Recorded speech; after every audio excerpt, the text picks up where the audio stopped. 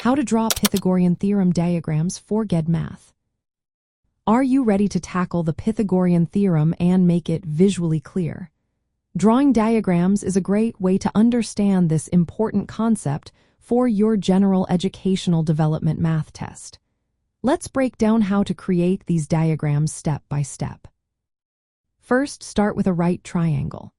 This is a triangle that has one angle measuring 90 degrees. You can representing this right angle with a small square in the corner of the triangle.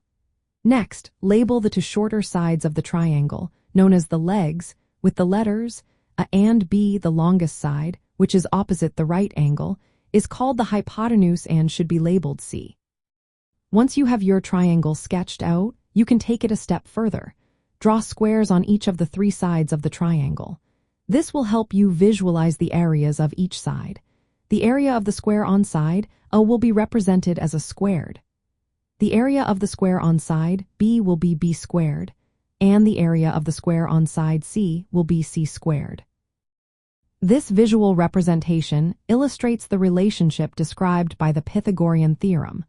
A squared plus B squared equals C squared.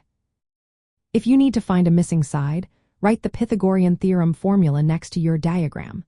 A squared plus B squared equals C squared. Substitute any known values into the formula and solve for the unknown side.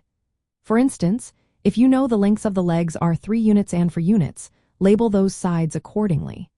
You can then calculate the hypotenuse C by finding the square root of 3 squared plus 4 squared, which equals 5. When preparing for the General Educational Development Test, practice drawing these diagrams neatly. Clear labeling of all sides and angles is essential. Using graph paper can help keep your lines straight and your right angle clear. It can also be helpful to practice with common Pythagorean triples, such as 3, 4, 5 and 5, 12, 13. This will help you recognize patterns in right triangles. When faced with word problems, sketch the triangle based on the description before you start solving. This method not only aids in visualizing the problem but also helps organize your work. Remember, the Pythagorean theorem applies only to right triangles, so make sure your triangle fits this criterion. By following these steps, you will be well prepared to draw Pythagorean theorem diagrams and tackle related problems on the General Educational Development Math Test.